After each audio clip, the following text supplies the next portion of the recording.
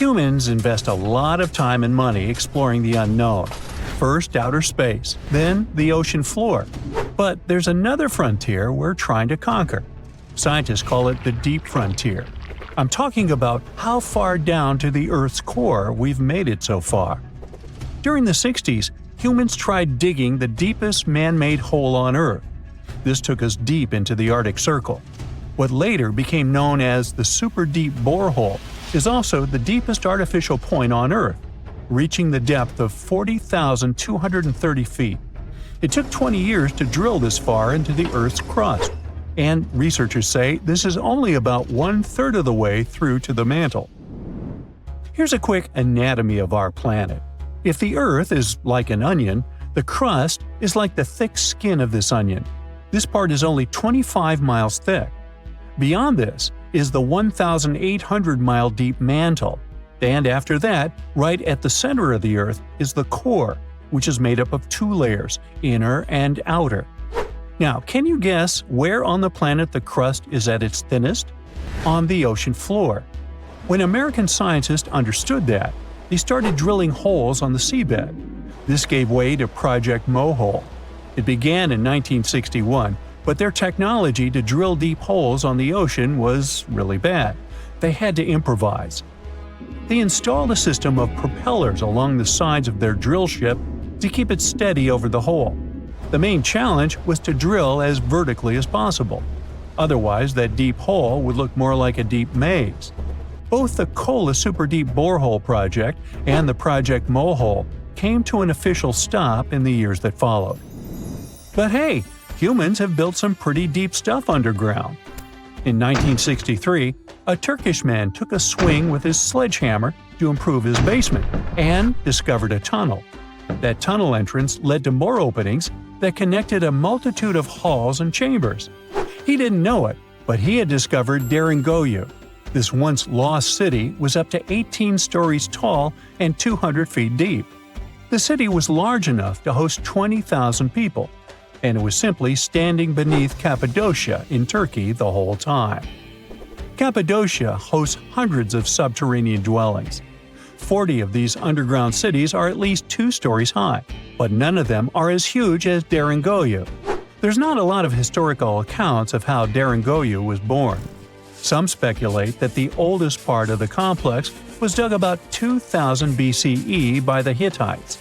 The Hittites were an Indo-European civilization who formed one of the first major civilizations of the Bronze Age in West Asia.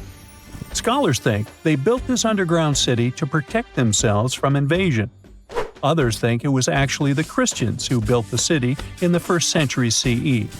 They speculate that it could have been constructed to protect people from the intense temperature variations, extreme heat in summer and freezing cold in winter. Geographically, the terrain under Cappadocia is great for building. The rocks are soft, which makes tunneling easier. For that same reason, opening large caves underground is fragile. That's why most chambers have pillars that support them. On the bright side, and we are, none of the floors at Derinkuyu have ever collapsed. The builders of Derinkuyu thought of everything. The city was shut off from the world by huge rocks that hid its entrance. It was ventilated by a total of more than 15,000 shafts, around 10 centimeters wide. This way, they guaranteed enough breathing air in the upper levels in a way that they ended up being used as the living and sleeping quarters. The lower levels of this impressive maze were mainly used for storage. But honestly, they had it all: a room for a wine press, for domestic animals, small religious buildings. They certainly didn't spare any efforts to make that underground city as complete as an above-ground one. Now, speaking of impressive underground stuff, Switzerland has the longest tunnel in the world, built here on the Swiss Alps. This absurdly huge tunnel was built over 8,000 feet below the surface. Check this out. This is what the Gotthard Base Tunnel looks like. The first idea to build the tunnel was put forward as early as 1947, but construction only officially began in 1999. It took them years to approve the project and then scout for the perfect location. Even so, The 73 different rock types that compose Massif turned the construction into a real challenge. Some of the rocks were as hard as granite, and others were as soft as sandstone. This meant they needed different approaches and equipment so the whole thing wouldn't crumble down.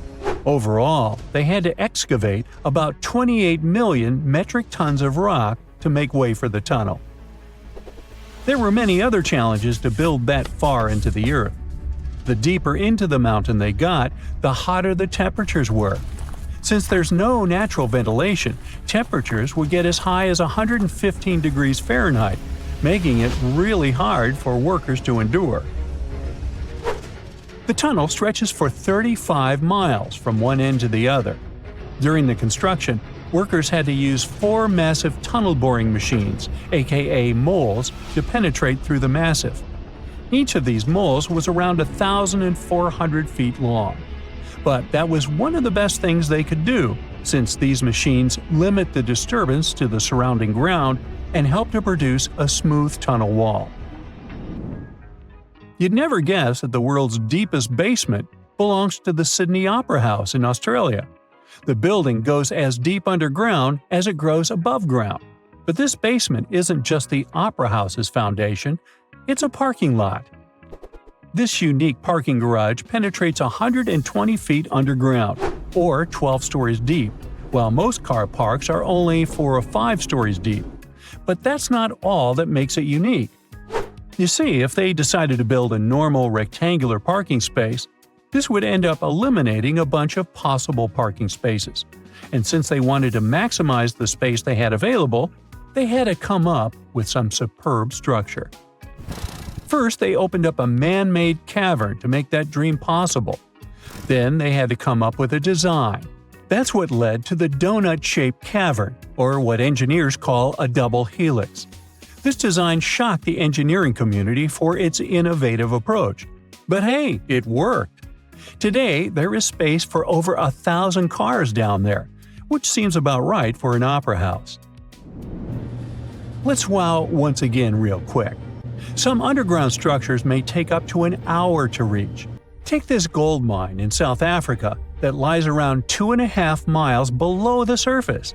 Yeah, you may think, hey, it's just a couple of miles, why does it take an hour to get there? But the conditions are hard and it's not for the weak. But Milan Ladina, an Ecuadorian runner, even completed a half marathon there, despite temperatures reaching 104 degrees Fahrenheit, high humidity at 80%, and an atmospheric pressure of 1.4, comparable to what divers experience 5 meters under the sea. Yikes! There you are, trekking across a desert on foot. It's hot, you're terribly thirsty, and now you gotta walk around this stupid wall. Wait, a wall in the middle of a sandy, lifeless nowhere? Exactly, a wall in the northern Saudi desert. Archaeologists have just made a super exciting discovery, and what they found was not just a single wall. No, it was a whole ancient walled city that might date back to 2400 BCE. They think this place was home to around 500 people and could have been used for 1,000 years. This discovery is groundbreaking. It means that the area could have been way more advanced than anyone expected. This city was well organized, with different zones for living, towers and strong walls for protection, and different sections for all kinds of daily life. This ancient city, now called Al-Natah, was basically an oasis town. And it's great since it can give us a peek into what life might have been like in this desert thousands of years ago. Apparently, they had clearly separated areas, like residential sections, a cemetery, farmland, and even a town center. This oasis city, found in the Khaybar area, is the first big organized settlement from the 2nd or 3rd millennium BCE that researchers have uncovered in northwestern Arabia. The first surveys show that this town, which covered about 6 acres, had several districts, including the residential area, the cemetery, and the legal one, with courts. The houses were set up in neat rows, all connected by small roads. Those streets kept the residential area separate from the rest of the town.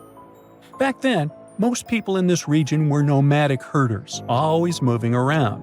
But archaeologists have been sure that during the Bronze Age, Northwest Arabia had small walled towns and oasis centers scattered across it.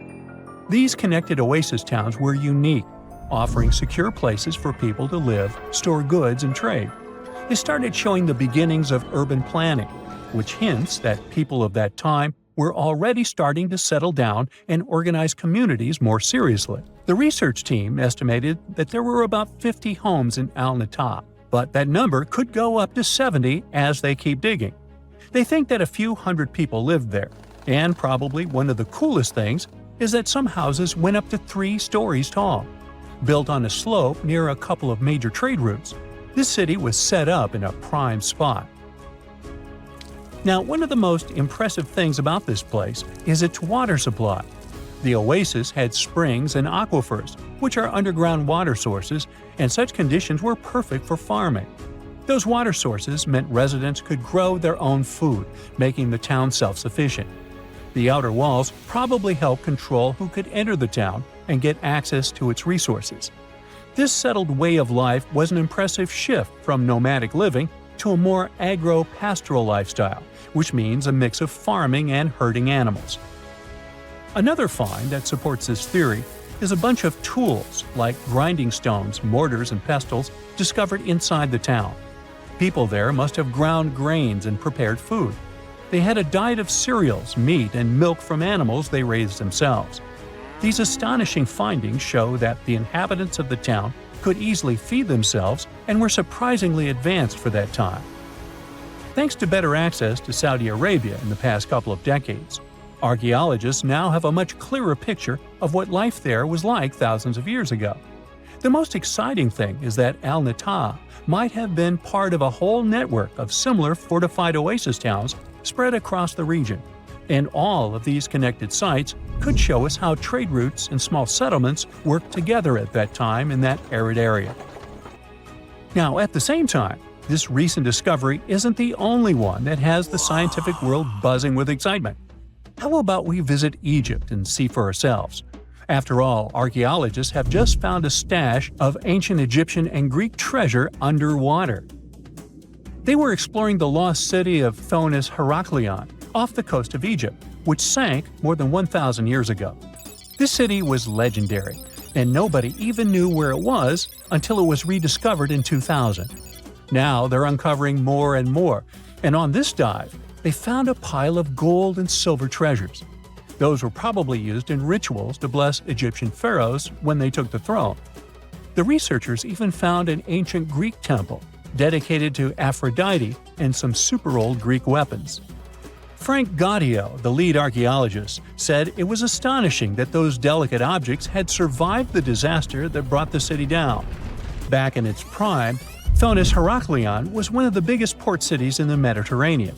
It was a huge center of social life and was the main entry point for ships from Greece coming into Egypt.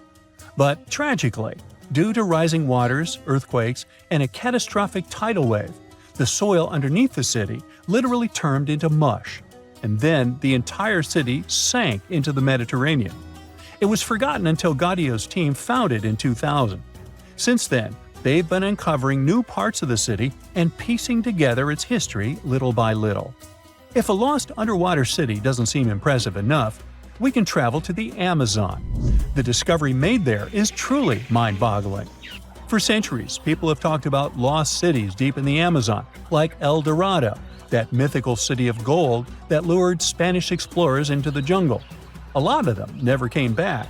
Then, in the 1900s, a British explorer named Percy Fawcett went searching for what he called the lost city of Z, and he too disappeared.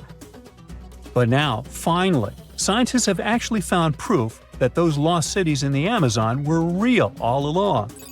A team of scientists use a tech called LiDAR, which basically allows you to see through thick jungle from above by bouncing light beams off the ground. They flew over the jungle in Bolivia in a helicopter about 650 feet up and mapped out those hidden ancient cities.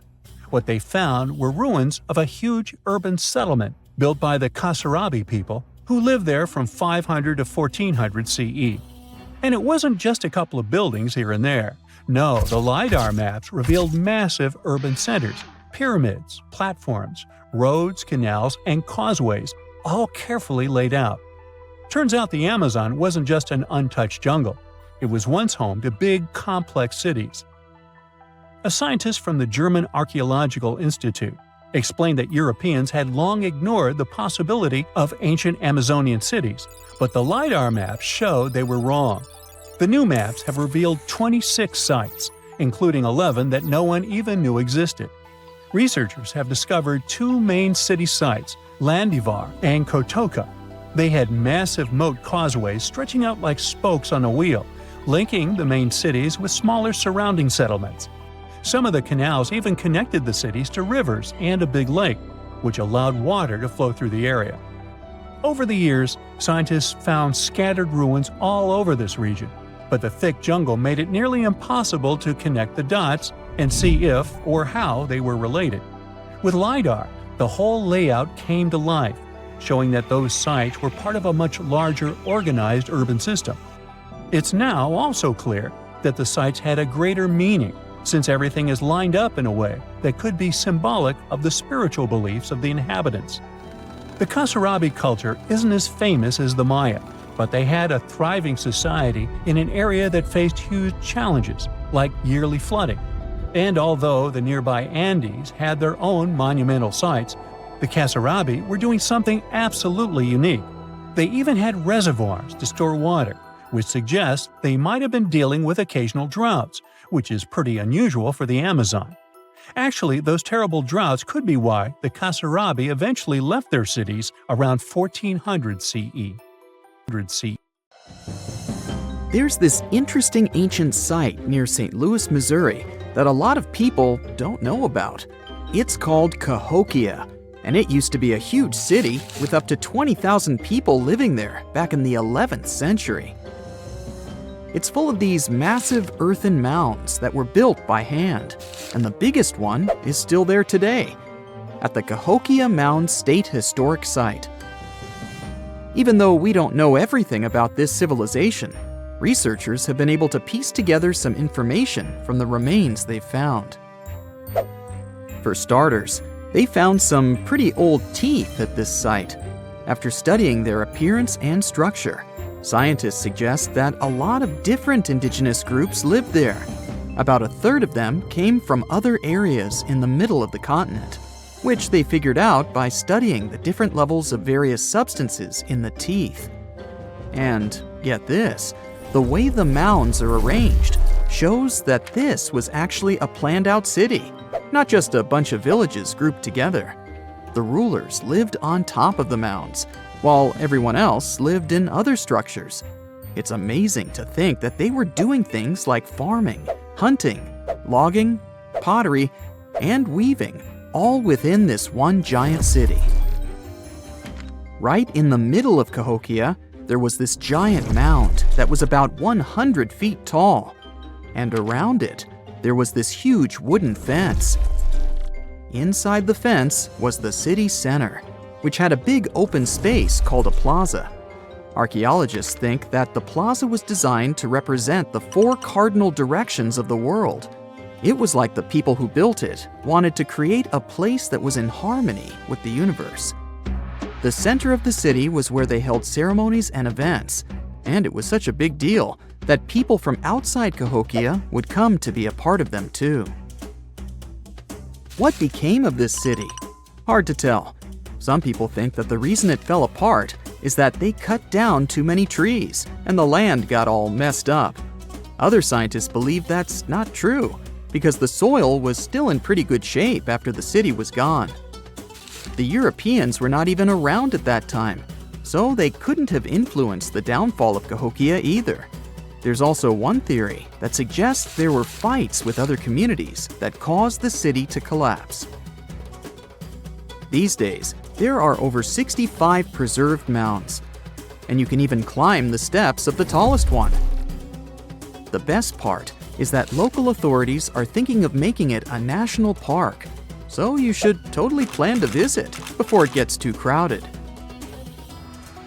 Mohenjo Daro is another lost ancient city that's still surrounded by mystery. Located in modern-day Pakistan, it was a city that flourished during the Bronze Age, and it was extremely advanced for its time. It had things like water systems and fancy architecture that other cities didn't have back then. Despite these features, it's not as well known as other ancient cities, like those in Egypt or Mesopotamia. What's even weirder is that at some point, the city was abandoned, and no one knows why. Archaeologists found the city in 1911, but it took a while for them to realize how important it was. Eventually, they uncovered a lot of really interesting things about the city, like its advanced sanitation system. Excavations uncovered over 700 wells, as well as private baths and a large communal bath. Remarkably, even private homes had toilets, and waste was efficiently disposed of through a citywide sewage system. They also had a lot of trade connections and made some really beautiful objects, like pottery, jewelry, and figurines that were sold all over the region. Despite its amazing culture and knowledge, scientists have yet to figure out why the city was abandoned. Some people think changes in the nearby river might have had something to do with it. The writings that the people of Mohenjo Daro left behind are still a complex code, even for the most skilled specialists, making it even harder to piece together their history. Have you heard of the lost city of Kolmanskop? It used to be a small settlement in the Namib Desert. Legend has it that it got its name from a man named Coleman who got stuck in the local dunes and was never seen again. But that's not the interesting part. In 1908, a railway worker found a shiny stone and showed it to the chief railway foreman, who turned out to be a hobby mineralogist. They discovered it was a diamond, and soon, Kolmanskop became the richest town in Africa and one of the richest places in the world. It had luxurious stone houses, a school, a hospital, and even an ice factory to produce ice for fridges. The hospital had the first X-ray machine in southern Africa, which was supposedly used to check if workers were illegally swallowing diamonds. Its popularity began to decline in the late 1920s when another diamond-rich location was discovered nearby. Most of the inhabitants soon began to flee the city in search of a better life, leaving the buildings abandoned. In 1938, all machinery was taken south and the town was left to the desert. The last inhabitant left Kolmanskop between 1956 and 1960. The hot climate and low humidity have preserved the structures over time, and tourists can now visit this desert ghost town. You've surely heard about this next ancient city, Machu Picchu. It's this incredible ancient location in Peru. It stretches across a huge piece of land in the Andes Mountains and sits high above sea level. It's even considered one of the wonders of the modern world. But here's the thing. Scientists aren't exactly sure what it was used for. It could have supported up to 750 people, but there aren't a lot of human clues left behind. Some people think it was more of a spiritual or ceremonial place, while others believe it may have been like a fancy spa retreat for the nobles. The extensive terraces might mean it was used for crop testing or as a trading hub. And there's even a theory that it was used as a prison because they found a cell-like area too. It's amazing that even today, archaeologists and historians are still puzzled about how it was built. Did you know that they probably didn't even use wheels for transportation? And those massive granite rocks were somehow pushed up the steep Andean mountains, even though most of them weighed a lot. Some historians think that hundreds of people worked together to push each rock up the peak. The huge stones at Machu Picchu are also so close together that you can't see any cracks between them. It's pretty cool because it also makes the area safe during earthquakes, which is important since Peru is a shaky country. But how did the stones stay put during all those quakes? They actually move a little bit, but then they go back to their original spot, almost like they're dancing. Some people think wet wooden wedges were used to keep them in place, but that doesn't really add up, considering how big the structures are. Locals back then also seem to have built Machu Picchu without using any pack animals or iron tools. They had to sculpt and put everything together using mostly their hands. Plus, the citadel is built on a fault, so they had to move a bunch of stone and earth to make it flat. Scientists also think that the real construction is actually underground because of the deep foundations and drainage system. In fact, there's a hidden water system that was just recently discovered using 3D scanning.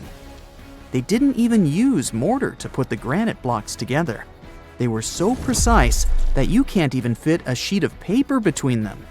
One theory suggests that people that lived there used stone tools made of a harder material than the stone they were cutting. Now, let's assume that another species, whether humanoid or dolphin-like, could have existed millions of years ago. How do we find their traces? There was a Doctor Who episode about a non-human industrial civilization on Earth that existed long before us. These reptiles, called Silurians, were forced deep underground by a catastrophic rise of temperatures on Earth, and there they thrived for centuries. That inspired scientists to create the so-called Silurian hypothesis. If there was an advanced civilization before us, we should find their traces somewhere. Well, let's try. Climatologist Gavin Schmidt and astrophysicist Adam Frank decided to dive into this themselves. Like us, any technologically advanced civilization would be hungry for energy, so they looked for global effects that would leave a widespread mark. For example, hints of large-scale industrial processes, like plants and factories, and their leftovers. Then comes the question of how long these civilizations would last. If they existed for a long time, we should look for long-lasting signs, like residues from burning fossil fuels, mass extinctions, synthetic chemicals not found in nature, and even traces of nuclear fission. Basically, we should search for the same kinds of things that humans are currently leaving behind as evidence of our activities. Unfortunately, this evidence isn't that easy to find. Let's imagine an unsettling scenario if humanity suddenly disappeared. Even though it seems like we've left a lot of changes on our planet, the future civilization millions of years from now would struggle to find any remnants of our existence. Why? Well, our planet has existed for 4.5 billion years. Complex life on Earth has existed for more than 400 million years. Compared to that, our industrial period only lasted around 300 years, and we haven't left any significant traces. Our record of Earth's history is full of gaps, especially the further back you look. The fossil record captures only some things, being very selective and incomplete. On average, one fossil emerges every 10,000 years, and dinosaur footprints are even rarer. Mountains rise, oceans change, and plate tectonics can easily wipe out evidence of entire civilizations. After a couple of million years, chances are any physical signs of a civilization would disappear. In order to find at least something, we have to look for things like odd sediment patterns or unusual isotopic ratios. Also, fossils mostly form in water, leaving us in the dark about creatures on land or in the jungles. So even if there was a technologically advanced society millions of years in the past, and even if they were far more advanced than us, we might struggle to find any clues of its existence. Frank and Schmidt try to understand how we could ever hope to spot signs of them. Discovering actual cities would be the ultimate proof of a Silurian-style civilization on Earth. But Adam Frank isn't too optimistic. Even now, our cities cover less than 3% of the surface, making it easy to miss ancient city ruins. Whether a city survives over tens of millions of years depends on whether the land around it is sinking, getting locked into a rock, or rising, getting worn away by rain and wind. So places like the French Quarter in New Orleans might have a better shot of making it into the geologic record than, say, Haight-Ashbury in San Francisco. When it comes to finding artifacts, the odds are pretty slim as well. No prehistoric iPhone would survive millions of years, fancy glass or not. Finding their fossilized remnants might be a bit more promising, but it's still tricky. Considering modern humans have only been around for about 100,000 years, it's quite possible that we might overlook any traces of an earlier advanced species. There is one thing, though. We could stumble upon their traces in rocks. Our current chaotic era might leave a distinct mark on the Earth's geological history, especially since we're basically experiencing PTM 2.0. I'll get to that in a moment. So they try to look at the changes in the carbon cycle. Humans have been releasing a lot of fossil carbon since the 18th century. This leaves a special mark in the carbon isotope ratio, like a signature that shows the difference between carbon in living things, such as seashells, and carbon in lifeless volcanic rock. Scientists also look for signs in the way sediments are arranged. Large coastal deltas might mean that there were bigger rivers made by folks in this hypothetical civilization. Traces of nitrogen could suggest big-scale farming, where they used a lot of fertilizer. Spikes in metal levels in the sediment could mean runoff from heavy industries. Of course, a single find like that wouldn't tell us anything. Schmidt says the key is to look for multiple signs together. Without clear artifacts, the uniqueness of an event might show in various clues rather than a set of changes linked to a single cause. On a quest for Silurian-style clues, scientists even decided to check the moon. Some astronomers find it surprising that no one has looked into this before. They even joked about the possibility of dinosaurs building rockets and leaving traces on the moon or other celestial bodies. These astronomers think that Earth-like planets tend to erase signs of civilizations on their surfaces. So they're exploring the wild notion that these beings might have been space travelers. In that case, remnants of their technology, known as technosignatures, could be lurking not only on our moon but also on asteroids, or even buried on Mars. There they might endure for millions or even billions of years. Unfortunately, so far, despite digging into the past 380 million years and examining all suspicious events, the researchers haven't found a clear match for a technological civilization. They don't give up, though. Frank calls for more investigation. For example, we could study how modern industrial chemicals stick around in ocean sediments. This, he believes, could help us identify similar chemical traces in the Earth's history. If there are no traces, why do we even bother to find something like that? This research is based on Schmidt and Frank's recent papers. They were delving into the Anthropocene. It's the proposed epoch dominated by human activities on Earth. It's full of these things called hyperthermals. They're prehistoric events when temperatures on Earth sharply increased over a relatively short time. They're like extreme heat waves from the past. A great example of this is the Paleocene-Eocene thermal maximum, or PETM for short. It happened around 55.5 million years ago and saw a rapid rise in global temperatures. Over 200,000 years, the average temperature on Earth jumped from about 9 to 14 degrees Fahrenheit. We study these hyperthermals to understand how they occurred, from natural causes or human activities. So, these hyperthermals sparked the genesis of Frank and Schmidt's research. To study them, scientists started examining chemical signals and tracers left in rocks. When doing that, Schmidt and Frank uncovered some eerie parallels between all the climate issues we have today and past periods of rapid temperature shifts. There's a close similarity between the PETM and other hyperthermal events. So all this work isn't just about solving a historical mystery. Understanding our impact on the environment can guide us to finding better ways to live in harmony with the planet and avoid becoming a forgotten species in the future. Our Milky Way is filled with lots of planets that could be just right for life, but we don't know if there are other civilizations out there. Earth is the only place we know of with living beings. About 200 years ago, people wondered if there might be civilizations on Mars. Back then, it was a real question, but once we got pictures from space probes, we decided there wasn't any evidence for it, and that idea got stuck in our minds. Now, it's not even considered a valid topic for serious science. It's seen as kind of silly. But no one has set clear limits on what could have happened on our own planet a really long time ago. So, even if there is no proof, we shouldn't throw away the possibility. Don't forget, it took humanity a while to recognize dinosaurs.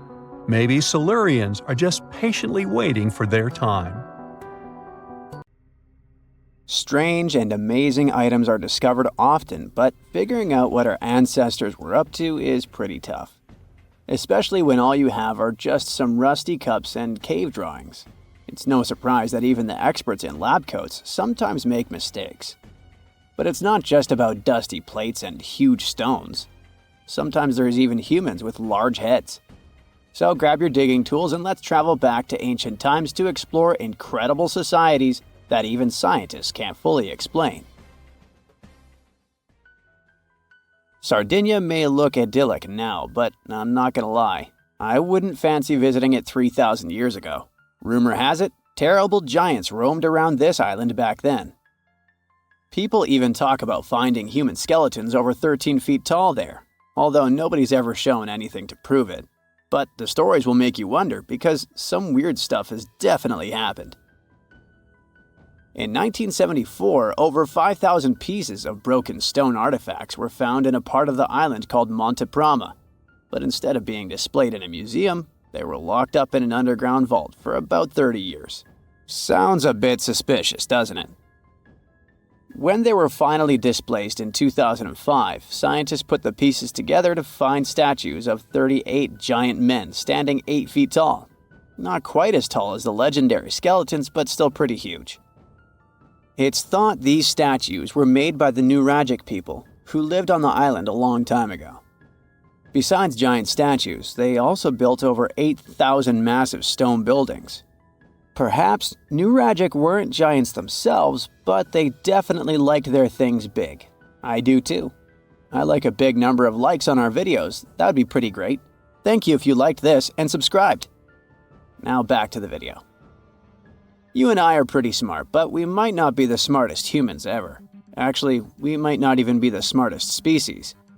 Since 1913, some skull fossils found in South Africa have hinted at a possibly smarter contender called Boskop man.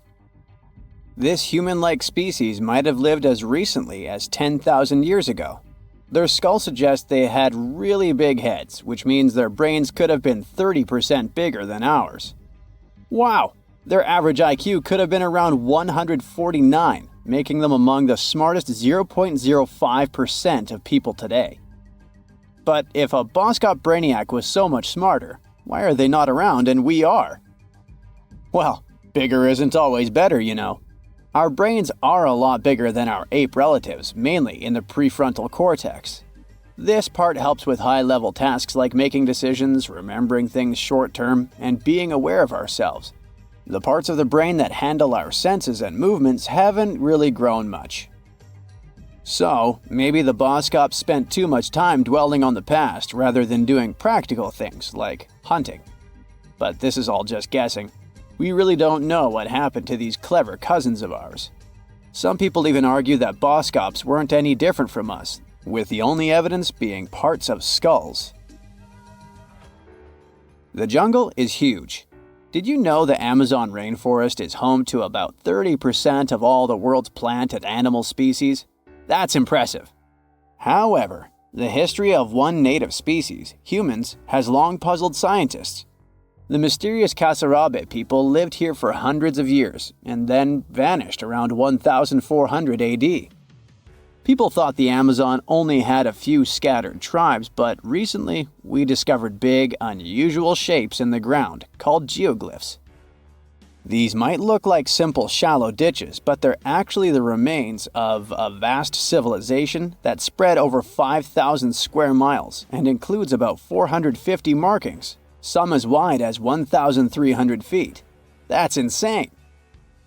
They likely contained ceremonial buildings and could have hosted up to 1 million people as recently as 550 years ago. Thanks to new technology like LiDAR, which uses a safe laser to map the forest without harming it, we can explore deeper. In 2019, some scans showed miles of raised roads and pathways and even pyramids over 70 feet tall. They found 26 separate settlements, 2 of which were at least 250 acres each. Damn, that's like 330 soccer fields. It's not certain what happened to the Kasarabe people. Maybe European conquistadors drove them out. Maybe the most baffling ancient civilization is one we've never actually found a trace of. Yep, I'm talking about Atlantis, the grand city that supposedly sank into the ocean. The first mentions of Atlantis come from the ancient Greek philosopher Plato, who talked about a great city near the Strait of Gibraltar. But for ages, everyone just thought Plato made up Atlantis as a perfect version of his own Athens.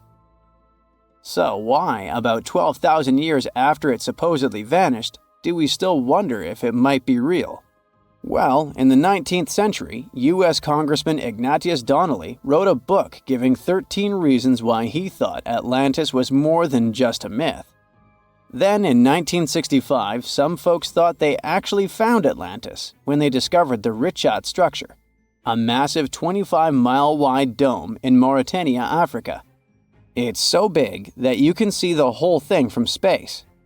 2 astronauts flying over the Sahara Desert spotted this giant eye staring back at them and thought they'd made the discovery of a lifetime. Unfortunately, there's no solid evidence linking this structure to Atlantis. It's believed to have formed from volcanic activity about 100 million years ago. But it does look suspicious, doesn't it? Still, we're no closer to knowing the truth. Imagine going back to about 3,300 BCE and finding yourself in South Asia. Welcome to the Harappan civilization. These people were way ahead of their time. They had cities like Harappa and Mohenjo Daro, complete with baked brick houses, sophisticated drainage systems, and even public baths. This place might have had over 5 million people, making it one of the densest regions at the time. They also invented a system of standardized weights that was incredibly useful for traders. And trading they did. These people had connections stretching all the way to the Middle East, thanks to their great skills in metallurgy. They even had a form of ancient branding. The seals were used to stamp clay on trade goods. Despite being so advanced with a thriving urban life, there's a whole bunch of mystery shrouding their language and script. We've got bits and pieces of their writing, but no one's deciphered them yet, even with all the technology we have today. We also still don't know how exactly their society worked. It looks like they didn't flaunt their social status as much as other civilizations. No grand palaces or massive monuments. Instead, their largest buildings might have been granaries. They sure were practical. Unfortunately, all good things must come to an end. Around 1800 BCE, this bustling civilization started to decline, possibly due to shifts in river patterns. As the environment changed, the Harappans packed up, moving towards more hospitable lands. Ever heard of the Minotaur? The beast with a bull's head and a man's body, hunting the bravest travelers in a massive maze. Well, this wasn't just any old tale. It was one of the most popular dramas of the ancient world. And it was inspired by this place, the island of Crete. The Minoans lived here during the Bronze Age. They had stunning palaces, amazing frescoes, and a culture so rich it still fascinates historians to this day. They built places like Knossos, which was so complex with its multi-story buildings and elaborate hallways that it might have inspired the whole labyrinth myth. Their engineering was so ahead of its time that even their drainage systems were more advanced than what many of us have today. Let me know in the comments which of these stories you find the most fascinating, and thanks for watching. This just in, the world's oldest pyramid was built during the last ice age. And I'm not even talking about Egypt. I'm saying our ancestors might have spewed a 27,000-year-old pyramid in West Java. Gunung Padang is not exactly shouting pyramid. It's more of a mound with huge scattered stones tossed all over it. But local people seem to revere it, and they have for centuries. It wasn't until recently that the Indonesian authorities decided to excavate a bit deeper to see what all the fuss was about. They ended up finding the remains of a human settlement. It was rather unexpected, since the mound is pretty high up. This excavation could only prove there were humans in the area as far back as 45 BCE, which sounds reasonable. It was up to an Indonesian geologist named Donny Hillman to prove that Gunung Padang is the world's first pyramid. He used all sorts of new technology to support his claim. Our guy used carbon dating, which digs deep into the earth and takes whole chunks of soil. He found layers and layers of constructions. like he was digging up Rome and finding ancient buildings buried in the ground. His research proved that there had been caverns and even rooms down there, which could only mean one thing: humans. As for the rocks located up in the mound, they were most likely strategically placed by the people who lived there back in the day. They needed a place to meditate, so they arranged things in a harmonious way. Their smooth surfaces wouldn't be the result of years of erosion, but the works of great sculptures, the Michelangelos of their day, let's say. If this is all for real, then human civilizations began way before we think they did. Our ancestors, the Paleolithic humans, didn't have what it took to be considered a civilization, especially not the tools and knowledge to build pyramids. They needed a lot of masonry skills, which weren't all that available during the last ice age. His peers don't share this view, though. They could believe Hillman's theory if he had found evidence such as charcoal and bone fragments, but he didn't. Flint Dibble, another archaeologist, says that without concrete evidence of human activity, there's no proof of an actual pyramid. In this case, all the data proves is that the soil in the mound dates back to 27,000 years ago. He thinks the rocks on top of the mound just slipped down the hill, like rocks normally do. Only a complex society would have managed to build a stepped pyramid like they claim it was. But according to Bill Farley, an American archaeologist, there's just no reason to believe there were any settlements in Indonesia during the last ice age. Now, just so you know, the oldest known ancient society with this kind of knowledge is probably 11,000 years old and used to occupy the region of modern-day Turkey. Take a look, Turkey's Göbekli Tepe. It's also not a pyramid, but it's the oldest monolithic construction made by humans. Back in the Neolithic period, a lot of people settled there, and there are proofs for it. For example, the walls there are covered in ancient drawings of clothing and wild animals. Until recently, the title of the world's oldest pyramid went to a three-sided construction known as the Djoser Pyramid in Egypt. Djoser is located just a few miles south of the Giza complex in a town called Saqqara. It made its way to popular culture more than once. In the 18th century, it became a common feature in European paintings. Young men from the cultural elite did a grand tour around the world, and Saqqara was at the top of their list. It was also featured in the video game Assassin's Creed, with a digital representation way more accurate than many historical drawings of the thing. That was kind of a big deal in ancient Egypt, to build pyramids for kings to spend their afterlives. And if you thought the Khufu pyramid was the oldest one in the world, well, Djoser was built 70 years ahead of that time. The development of new technology has allowed archaeologists to make groundbreaking discoveries, and a new, or should I say ancient pyramid in South America might win the title in dispute. It turns out that pyramids were also pretty fashionable in the Americas in the old days. Among them are the iconic pyramids of Guatemala's Tikal temple complex, the same ones that appeared in Star Wars No. 4. But to find the oldest pyramid in the Americas, one would have to travel to Peru. Deep in the Peruvian desert, archaeologists stumbled upon a sprawling ancient metropolis known as Caral. At first, researchers believed that the settlement was pretty recent, since the site was way too complex for ancient technology to handle it. As we said, Caral is a desert town, like Las Vegas, but without all the hoopla. This means no easy access to water. And for cities like these to thrive, they need a considerable irrigation system, which leads us back to complex technologies. The Peruvians surprised us all with this new discovery. This site was huge, filled with an amphitheater, houses, and religious buildings. The whole thing probably sprawled through 370 acres. And when scientists went to test their initial hypothesis using radiocarbon dating, they found that the city probably sprung around 2027 BCE. On the site, archaeologists found 6 pyramids that could possibly predate the one in Saqqara.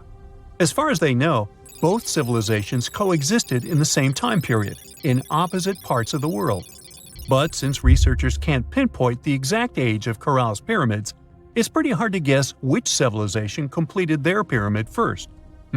If only we had a crystal ball. Now, it just so happens that the shape of a pyramid is something that nature is able to produce all on its own, leaving us modern-day humans a bit confused. A classic example is the Japanese side of Yonaguni, which also goes by the name of Japan's Atlantis. The entire monument is about the size of 5 football fields and the height of a 5-story building. Explorers and scientists believe that Yonaguni dates back to 10,000 years ago. For Japan's top marine geologist, Professor Masaki Kimura, Yonaguni is the heritage of a lost civilization. Kimura has dived into exploring the ruins over 100 times over the past 10 years. To him, there are clear signs of human activity down there. Check out this triangular-shaped pool on the monument's surface. Kimura thinks it's actual proof of humans, because this triangle-shaped concave is a historical symbol of water fountains in the region. As it happens with a lot of these cases, not all scientists are convinced the same. For many, Yonaguni is probably the result of thousands of years of erosion, and the fact that the monument is composed of one massive rock leads them to believe it is not really human-made. Sure, these huge basalt columns may look like the ruins of a palace, but they're most likely the result of the intense volcanic activity in the region. And speaking of natural formations that really look like a human made it, a pyramid on Mars has been a hot topic lately. Humans have been keenly trying to prove that there is life on Mars for quite some time. But some are stretching it really far, saying that little green or gray people built a pyramid on the planet to try and build their own civilization. This picture was taken over a decade ago by the Mars Reconnaissance Orbiter, the MRO, but it started to resurface recently. It shows what looks like a 3-sided pyramid. Some people claim that the smooth side of the pyramid could only be the effect of otherworldly work. Then science comes along and explains that Mars is home to one of the deepest canyon systems in the whole solar system. The so-called pyramid is located in what is known as the Kandor-Chasma region. This Martian region has a bunch of similar formations that are nothing more than the result of erosion. Nothing supernatural going on there, apparently. You're walking down the street. You see a strange-looking antique shop called Ageless Trinkets of Mr. Bright. You're curious, so you enter there. You take a look at all the weird stuff. Suddenly, an old folded parchment paper catches your attention. It's a world map, but something's off with it. Instead of showing the countries as you know them, it shows the locations of 4 mythical lost worlds and civilizations. Mr. Bright, the shop owner, comes next to you after realizing your shock. This map won't let you find these places or anything, but I can explain to you the legends behind them if you want, he says. Let me begin with Atlantis. You might know it as Aquaman's underwater kingdom, but Atlantis, the fictional island, was actually first introduced in 2 of Plato's works. According to him, Atlantis was a highly advanced civilization that existed about 9,000 years before his own time, and its story had been passed down by poets, authors, and others. He wrote about Atlantis and its citizens to give a moral lesson and to teach about the dangers of arrogance, as well as the eventual downfall of those who are after too much power. In his dialogues, Plato stated that Atlantis was a great and powerful empire that was respected in all parts of the world. It was founded by beings who were half deities and half human, and became a great naval power after a while. Being an island filled with gold, silver, and other precious metals certainly helped their case. But besides that, it was also known for its breathtaking architecture and state-of-the-art technology, as well as its countless rare and exotic wild animals. Atlanteans were proud of their great achievements and the perfection of their civilization, but their excessive pride was going to bring their downfall. They believed they were so superior that they could gain control over any nation. This led them to launch a series of invasions. They conquered many of the Mediterranean lands, but when it was time to enter Athens, Athenians pushed back with an extraordinary force, so the Atlanteans were finally defeated. Plato stated that deities then got angry at Atlanteans because of how wicked, greedy, and immoral they became. So they punished them by sending earthquakes, which caused Atlantis to sink beneath the sea.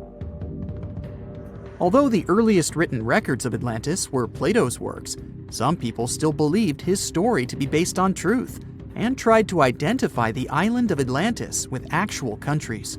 Some people suggested it may have been located in the Mediterranean Sea, near the coast of Spain or Italy. Others thought it may have been located in the Caribbean, off the coast of Central or South America, but there was no solid evidence to support any of these claims. One theory, in particular, seemed more plausible than the others, though. Located in the Aegean Sea, the island of Santorini was the home of a highly advanced Minoan society. However, due to a huge volcanic eruption, it was destroyed about 3,600 years ago, causing the Minoan civilization to suddenly disappear.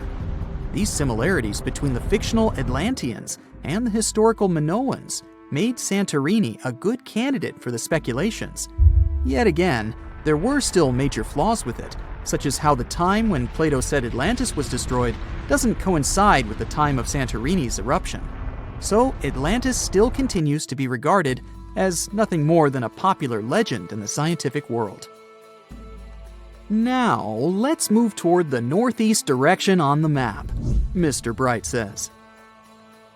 According to Celtic Breton mythology, there once was a magnificent city called Ys, also known as Caris, that towered over Douarnenez Bay in France's Brittany region. It was the most wealthy city in the entire Atlantic. It was especially famous for its beautiful gardens and buildings, and its citizens were all living comfortably and happily there. Dahut, who was King Gradlon's daughter in Breton legends and literature, had a deep love for the sea. She begged her father to build a city at the edge of the sea, and that is how the city of Ys was established. Little did she know that she would be the one responsible for the destruction of her father's beloved gift. You see, since the city was surrounded by the sea, it needed to be protected by a dike equipped with floodgates, and these gates could only be opened at low tide. And the only one who had the keys to these gates was the king himself. One day, a handsome red knight arrived at the city, but couldn't pass the gates. Dahut was so taken by him that she wanted to let him in. She knew that her father was the keeper of the only key to the city, so she sneaked into his room and stole it from him. Then she gave it to the Red Knight so that he could enter the city and they could be together. However, the Red Knight turned out to be the Prince of Darkness, and he intentionally left the gate open to the raging sea. The waves soon swallowed all of Ys. King Gradlon was able to escape on his magical horse, but Dahut couldn't. She turned into an evil mermaid who lured sailors into the sea. Today, if you go to Quimper, a city in Brittany, northwest France, you can find the statue of King Gradlon riding on his horse.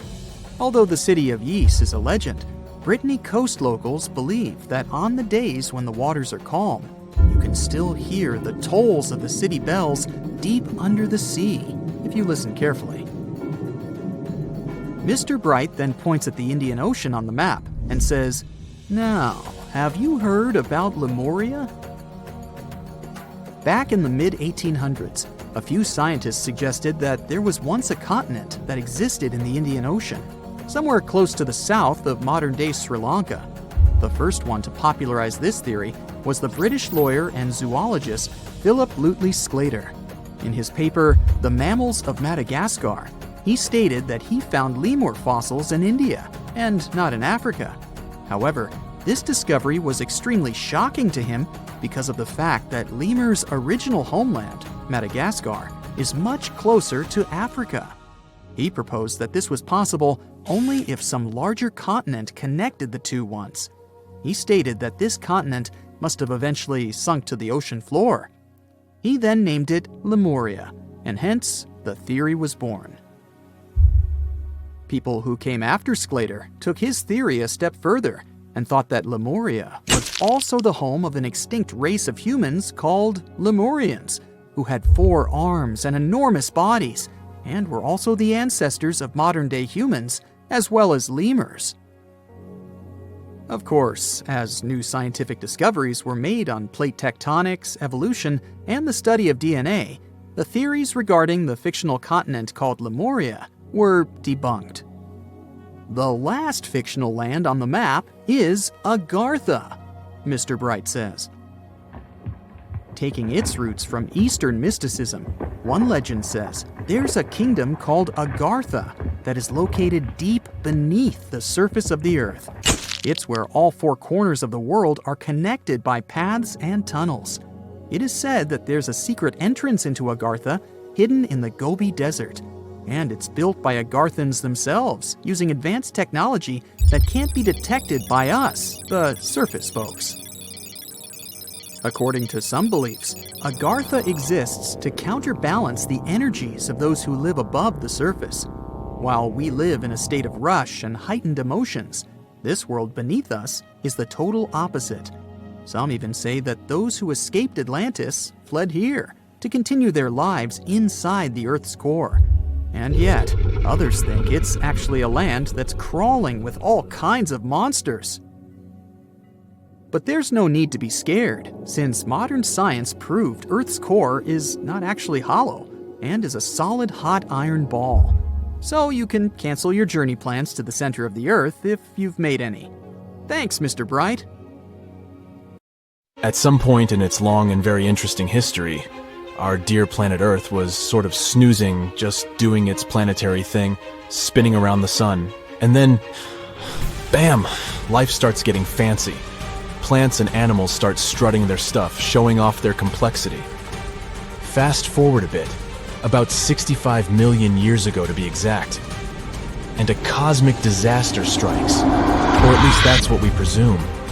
An asteroid probably smashed into Earth, wiping out the dinosaurs and other big animals.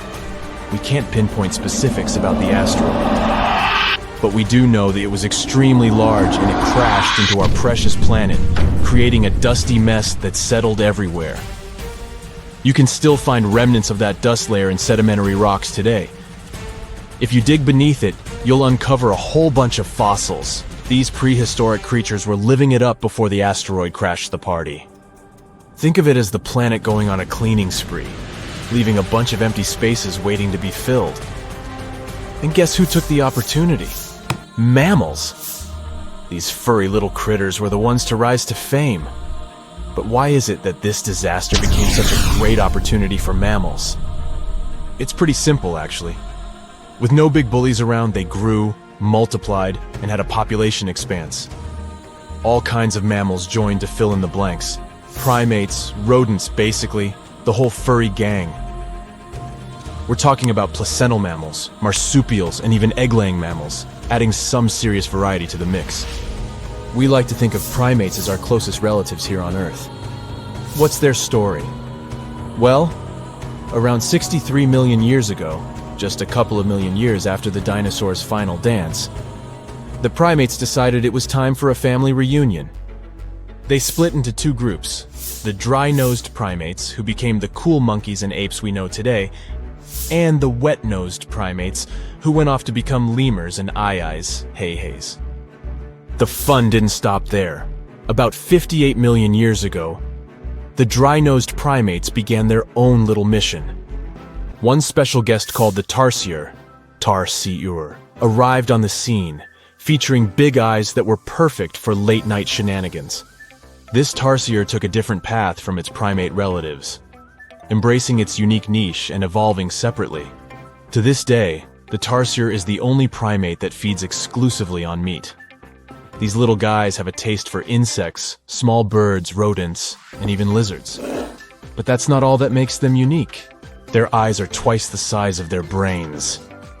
Also, their heads can do a full 180-degree spin, just like an owl. Because of their features, the tarsiers are the true kings and queens of the night. With their superpower of ultrasonic tracking, they can spot their prey instantly. Plus, their legs and feet are like springs ready to launch them into action. They've got this special ankle bone called the tarsus, which gives them those epic leaping skills. Hence the name, if you were wondering. But let's leave these little critters to rest and get back to our story, shall we? About 55 million years ago, the Earth cranked up the heat, literally. This sudden hot pod was a bit too much for many deep ocean dwellers and plants to handle, and they bid their farewells. But hey, every goodbye is an opportunity for something new, right? The oceanic mammals known as cetaceans saw their chance and took it. They splashed into those empty niches, becoming the rulers of the sea. In this category of creatures, you can find the blue whale and the dolphin. A special primate guest made an appearance around 47 million years ago. Scientists now affectionately call the fossil of such a creature Ida.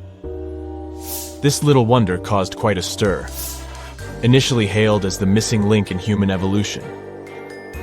But here's the hilarious part. It turned out Ida was not one of us dry-nosed primates, but a cheeky wet-nosed one. Moving forward to 40 million years ago. This is when another big event happened in the primate world. The New World monkeys, our distant cousins, decided to take a different path and branch off from our lineage of Old World monkeys. They packed their bags and set off to conquer South America, where they're still living it up today. What's the difference between the two, you might ask? Well, one crucial thing that sets them apart is the fact that the Old World monkeys had nostrils that pointed downwards. Around 25 million years ago, another troop of apes entered the scene, and these guys had something special: the lack of a tail. These unique creatures would go on to become our closest relatives. We're talking apes and great apes, the cool gang who share a whole lot of genetic similarities with us. The first ape to break free from the monkey madness was the gibbon. About 18 million years ago is when this little acrobat swung into the picture. A few million years later, the great apes made their grand entrance too. Orangutans were the pioneers, venturing into the wilds of southern Asia. We're getting closer and closer to the present. It was 7 million years ago when the great apes took a major fork in the evolutionary road. One path led to our ancestors, the future Homo sapiens, and the other path led to chimpanzees and bonobos. These two primate branches remained united for a few million years before finally going their separate ways. 5.6 million years ago, a game-changing ape called Ardipithecus made its way into our evolutionary history. It had a special talent, bipedalism. That's right, this was one of the first apes to walk on 2 feet, probably making its primate buddies raise an eyebrow or two. The real showstoppers, however, arrived around 4 million years ago, the Australopithecus crew. These were the earliest members of the Hominina hominina subtribe, our tribe. What made them so special? Well, probably the fact that they brought some serious tools to the game. Stone tools, to be precise.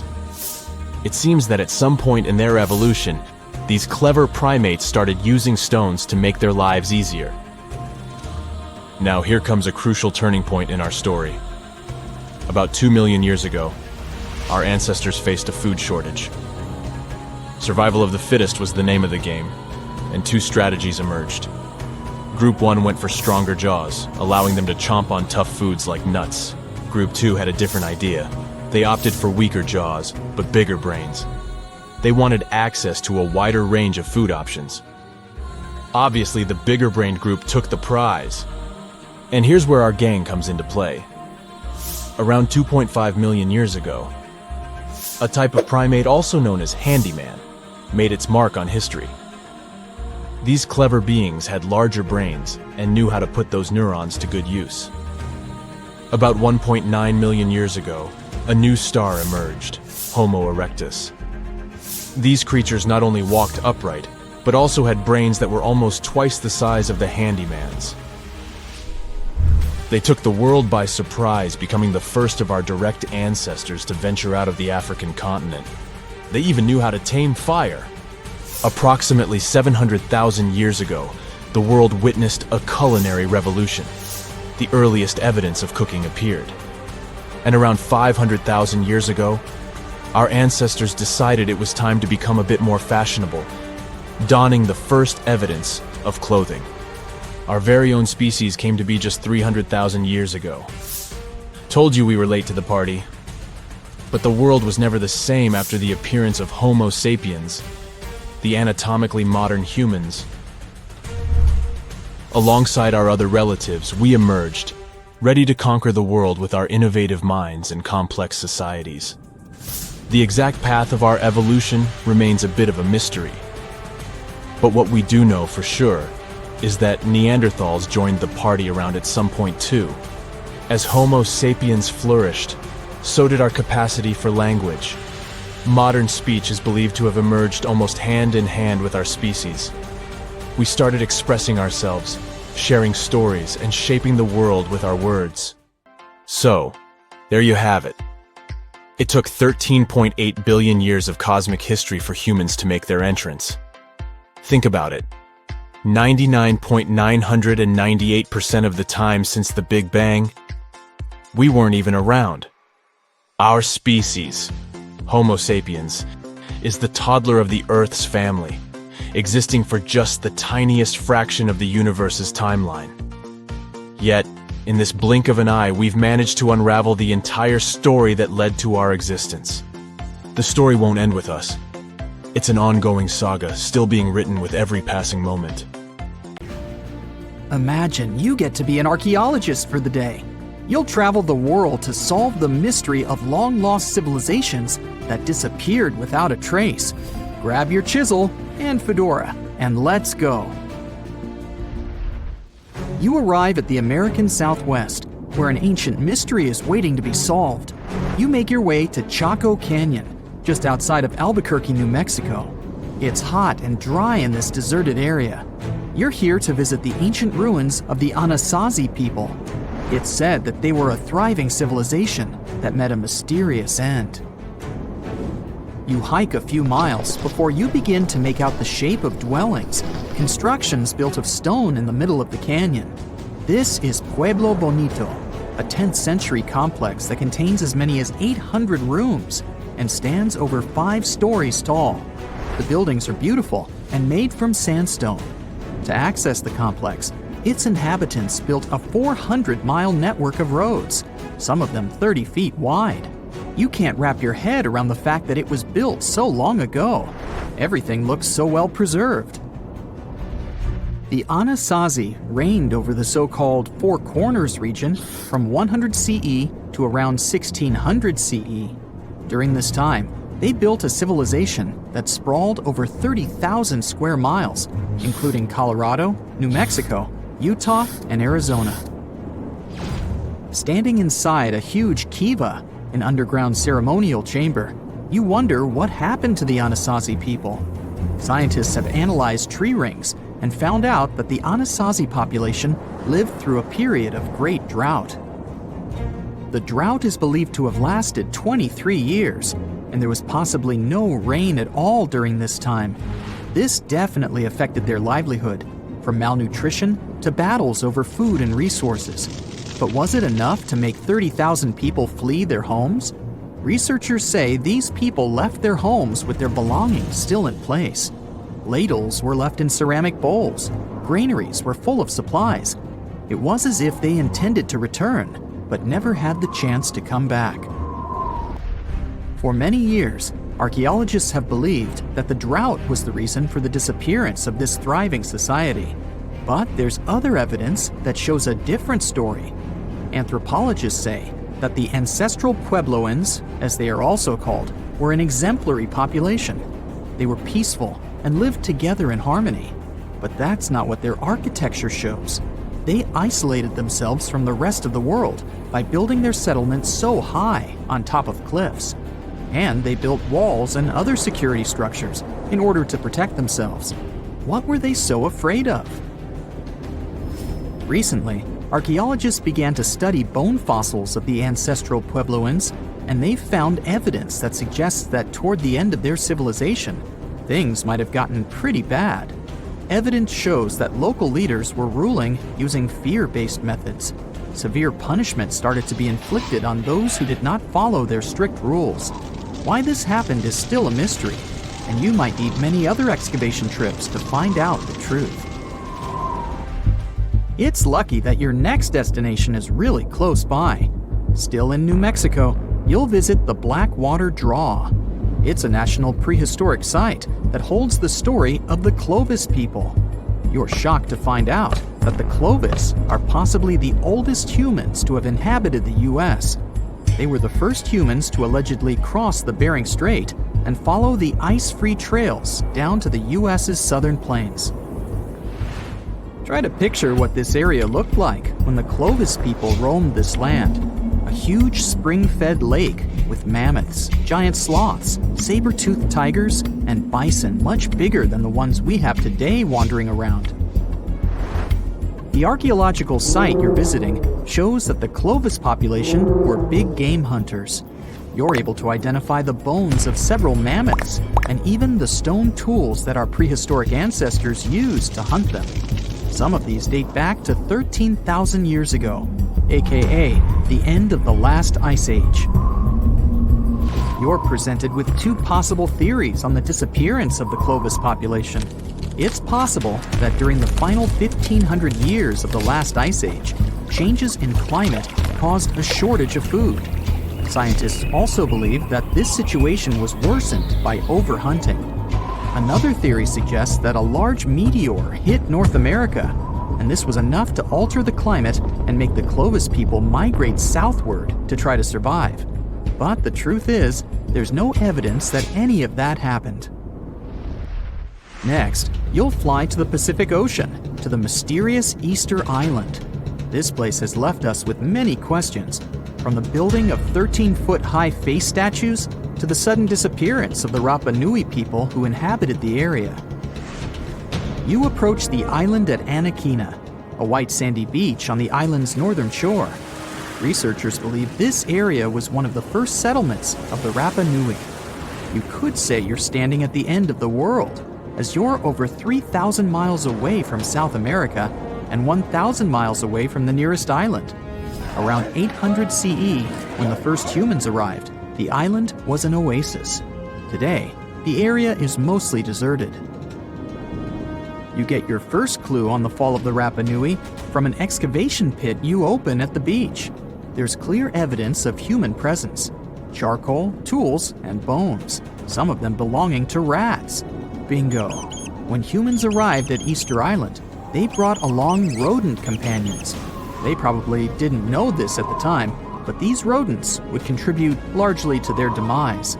Rats love palm trees, which helped to deforest the natural vegetation of the island gradually over the years. But there's another clue. Looking into genetic data, you discover that South Americans came into contact with the Rapa Nui around 1722. What might have happened to this population is the same that happened to other more isolated groups. The contact with foreign groups brought about diseases that possibly led to the end of the Rapa Nui. To finish off your trip, you're headed to Cambodia. The country was once home to the great Khmer Empire from the 9th century CE to the 15th century CE. The ruins of this place are magnificent. Your main excavation site is the Plains of Angkor, built alongside the Mekong River. This huge site was the most important Khmer city at the time. Just FYI, Angkor actually means capital city in the Khmer language. The Khmer were able to build a huge network of roads connecting Angkor with the rest of the empire. And it's believed that up to 1 million people were spread throughout the Khmer Empire at its peak days. It was the largest pre-industrial city in the entire world. It's comparable in size to modern-day Los Angeles, just so you can get an idea. The Khmers were also master builders and engineers. They managed to build a complex irrigation system that helped their rice farming through the centuries. And to connect their cities, they built almost 500 miles of intricate highways and bridges. Oh, and not to mention the complex architecture of their religious buildings, such as Angkor Wat, one of today's most visited tourist sites in Cambodia. It took over 30 years to build, and it spreads over almost 500 acres. Back in the day, its towers were probably decorated with gold, but today, the site is a maze of vine-covered temples. Like your fellow researchers that came here before you, you're unsure of what caused this civilization to be wiped off the map. One possible guess has to do with the climate in the region. Strong monsoons might have caused massive floods and severe damage to the infrastructure, especially to the water system the Khmer people heavily relied on to survive. But another reason could have been regional conflict and immigration. Toward the end of the 15th century, the empire started to decline in numbers, and this could have weakened its strong power. You might not go home with many answers, but you've certainly learned a lot, huh? It's the first day of your long-awaited trip to the Amazon forest. You flew all the way to South America. More specifically, you landed in the city of Manaus. It's the heart of the Brazilian Amazon. So far, you've traveled by air, car, and now water. You are on a tiny boat, moving through the dark waters of the Amazon River. Yes, the river is also called the Amazon. And just FYI, it's the second longest river in the world. It loses only to the Nile River in Egypt. The Amazon sprawls for an impressive 2,700 square miles, beginning in Peru and ending only when it meets the Atlantic Ocean off the coast of Brazil. To get a closer look at the forest, you decide to start by exploring it by boat. First up, you watch some piranha fishing. You can even try to catch one yourself if you like. As you may know, piranhas are carnivorous fish that inhabit the Amazon River, so it might not be your best option to go swimming in these waters. One of the most emblematic species of alligators present in the Amazon River basin is the broad-snouted caiman. It looks pretty much like a regular alligator, except for the fact that it has a yellow chin. Your guide leaves the boat and searches the water to show you a caiman up close. He also tells you of another legendary creature that lives in the dark waters of the river, the pink dolphin. Lucky you get to witness a family of pink dolphins showing their fins near your boat. They look magical from the place where you're sitting. You've probably never known dolphins can be pink, huh? After a few mesmerizing moments, you discover that the dolphin's pink color is nothing but an illusion. The animals are originally pinkish-gray, but due to the brown colors of the Amazon River, they look vivid pink when you stare at them from above. Your guide tells you that the pink dolphin is a central character of Brazilian folklore. Locals believe that the pink dolphins can turn into humans and wander off into towns at night. You get off your boat near one of the entrances to the forest. Now you're going to continue your trip on foot. Your guide says that you are venturing into very dangerous terrain. The Amazon is home to some of the creepiest species of wildlife on the globe, but don't worry, we'll get to see a lot of them today. You've come prepared, of course. Bug spray, a raincoat, and your sharp eyes. Inside the jungle, you need to be alert at all times. You may have heard legends of the anaconda, a snake that can swallow animals as big as a cow in one go. Sorry to break it to you, but those are not just legends. Reptiles like these do actually exist. They live deep in the jungle. It right there, moving between the trees. Is it a spider? The so-called Goliath bird-eater is a monster spider. Its legs can grow up to a foot in length, and the spider itself can weigh around 6 ounces. It's also known as the king of tarantulas. You shouldn't get too close, of course. It's not venomous to humans, but its bite can surely sting. As its name suggests, the Goliath bird-eater can even eat birds, as long as they are smaller than it is. Up next, you run into another species of spider that draws your attention. This one is so tiny that you almost don't see it. It's known by the popular name of the decoy spider. You see one of its creations, a gigantic spider built by the Thonis-Heracleion spider in order to scare off large predators. This is as amazing as it is creepy. A spider that uses the remains of other insects and dry leaves to create the image of a large spider on its web. If it fools predators, perfect!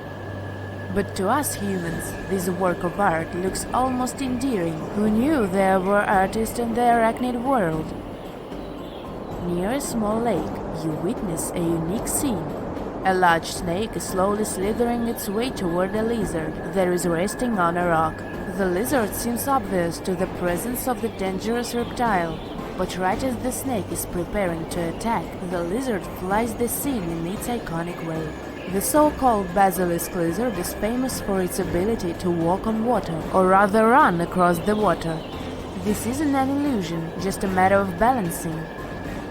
The small lizard moves its legs on top of the water very fast, while its long tail serves as a counterweight. I wish I could do that. If you've ever wondered what a frog looks like on the inside, you've come to the right place. Right in front of your eyes, there is a rare local species of frog. It's known as the glass frog. This species of amphibian has a type of transparent skin that is completely see-through. In other words, you can see the frog's interior with astounding clarity. It's as if you had X-ray vision. Moving on with your journey, soon you come across a pond. Floating on its water is probably the biggest water lily you've ever seen in your life. These huge plants are also known as the Victoria Amazonica. They can measure up to 8 feet across and hold the weight of a grown-up person. But I wouldn't recommend trying to climb on it if I were you. Just cause, it's the Amazon forest we're talking about. The wildlife here is amazing, but the forest itself is also a sight. There are over 80,000 species of plants and trees grown in the Amazon rainforest. In fact, you can find 10% of all the world's wildlife in this jungle. An estimated 400 billion trees grow on the gigantic area the forest occupies. Of course, this place is bound to be biodiverse, right? You won't be able to witness this phenomenon during your trip, but your guide tells you about a unique species of tree that is famous for being able to walk. Yep, you've heard correctly. There are walking trees in the Amazon rainforest. They don't have legs or anything like that, but they do move around in search of better lighting conditions. The Amazon canopy is so thick that only 1% of sunlight can reach the forest floor. Because of this, some trees end up getting less sunlight than others. The so-called walking palm trees seem to be adapted to this situation. They grow new roots, which helps them move for 1 to 2 inches per day. They can walk up to 65 feet per year. Maybe that's what inspired John Ronald Reuel Tolkien to create ants, huh? Those are pretty similar tree beings that roam freely around the world. I kid you not, it's not only wildlife that inhabits the Amazon. Actually, over 30 million people live in the forest. And there are also ancient settlements that scientists believe to have been thriving there. And I'm not talking about El Dorado, that's just a myth. But in 2018, a groundbreaking study showed that up to 1 million people probably inhabited the Amazon. Between 1250 and 1500 CE. Can you imagine that? Working alongside local indigenous people, researchers from the University of Florida found several mounds in the Amazon. Besides these mounds, they also discovered interesting ditches and geoglyphs. After mapping all of these recurring mounds, scientists understood that this was a sign of an ancient settlement. They found remnants of carefully designed walls centered around plazas. This could only mean that these ancient cities were big and could host hundreds of thousands of people. These findings brought back the idea that the Amazon could have been home to thriving civilizations way before the Europeans arrived there. But rather than cities drenched in gold, they were simply well-developed agricultural societies. The unanswered mysteries surrounding ancient civilizations have been a source of inspiration for many conspiracy theorists. In fact, some of these mysteries are so interesting that many of us either already believe them or would like to. One thing is for sure though, none of those thousands of conspiracy theories have ever been, classified. Or have they? We're all aware that the CIA has done some questionable things throughout history for the sake of national security, but you wouldn't expect a book to be both a national and international threat. The CIA recently declassified parts of a book that talks about lost ancient civilizations and the catastrophic events that made them vanish thousands of years ago. This mysterious book was written in 1963 by a guy named Chan Thomas, and it was going to be published by Emerson House in 1965 until the CIA got involved. For some mysterious reason, they classified the book, and it was never released to the public until recently. But here's where it gets interesting. The book was declassified in 2013 due to the Freedom of Information Act, but it wasn't released to the public until 2016. And what was released truly raises a few questions. The original version of this document was 284 pages long, but the PDF essay that was released was heavily censored, with just 57 pages, which makes it 1/5 of the whole document. The pages were edited before they were released to the public in such a way that you wouldn't even notice that the other pages were missing. Now, no one really knows why this book was classified in the first place, but it has some interesting content from what I've gathered. The author of the book had quite the imagination and a huge love for ancient civilizations. And even though what he had to say is very thought-provoking, some of it is just bizarre. He believes that our planet is locked into a never-ending cycle of pole shifts and Earth crust displacements that are responsible for the mass extinctions of many civilizations which existed more than 6,000 years ago, even before the Sumerians. He believed that these events caused more damage to the Earth than meteors, and he bases this theory on a few artifacts that exist around the world, but weren't really noticed until recently. But I'll get into that in a bit.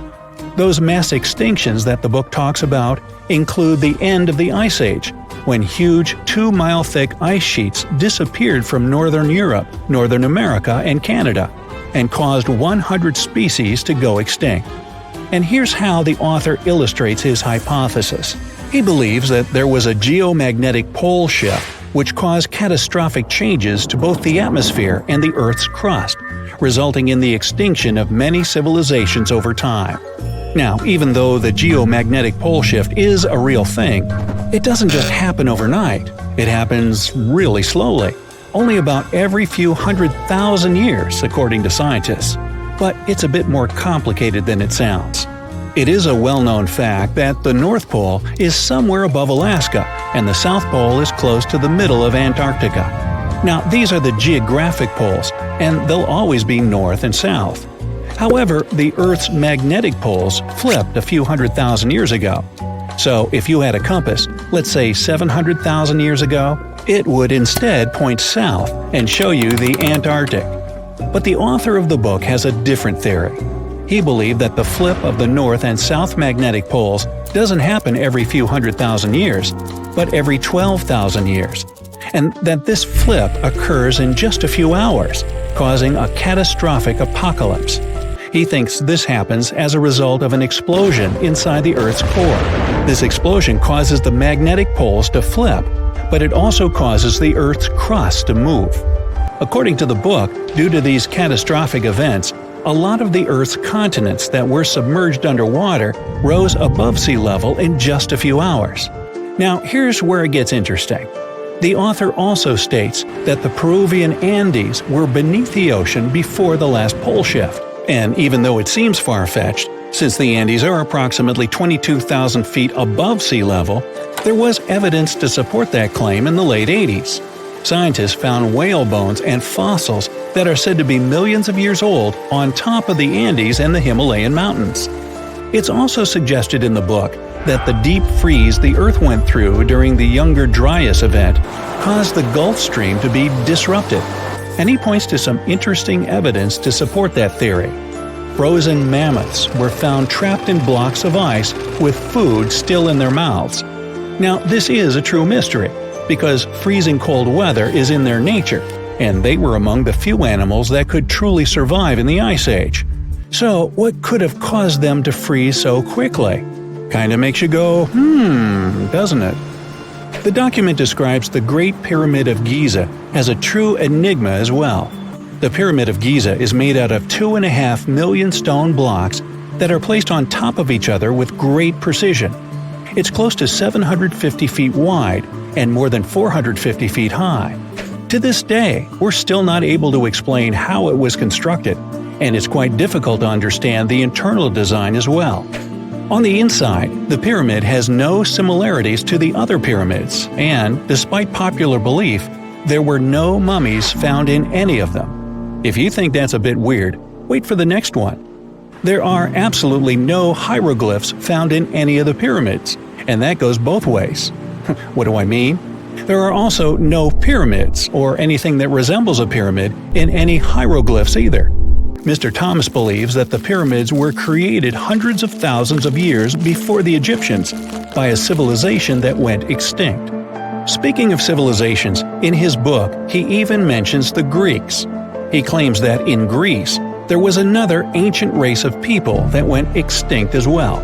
He claims they were extremely tall with blue eyes and blonde hair, and had access to advanced technology that the Greeks couldn't have known about in their prime. Now, before we drift too far away from the stone blocks, let's talk about another mystery, the temple in Baalbek, Lebanon, and its ginormous foundation blocks. Those stones, which make up the Heliopolis, were also used for the temple in Rome. The foundations of the temples are made of 900-ton trilithon stones, and according to the author, this is proof that there must have been a lost ancient civilization with advanced technology. Now, most archaeologists claim that those stones were made by the Romans. However, there's no evidence to support that. The Romans didn't have the technological equipment to make the stones or lift them. So, you might think, what if they just made them in that place right then and there? Well, those stones were also lifted 30 feet high and were placed next to each other with mathematical precision. And let's not forget about the blocks on top of the Heliopolis in Lebanon, which weigh about 800 tons each. But wait till you hear the next one. The Romans don't even credit themselves for these stones. They claim that they built up the sides, but they don't take credit for the extraordinarily large and heavy foundation stones. The author also makes an interesting point about the distance between the Roman capital and Baalbek in Lebanon. Why would the Romans build the world's largest monolithic stones in such a remote area, and so far away from their capital, and never take credit for it? Well, folks, it's a mystery to me. Now, let's move on to the most intriguing enigma, Easter Island, which is located in the middle of the Pacific Ocean, or nowhere, if you will. The author questions how people found it or even settled in such a remote island that long ago. One of the signifiers of Easter Island are the Moai statues, and the mystery surrounding who they depict and why.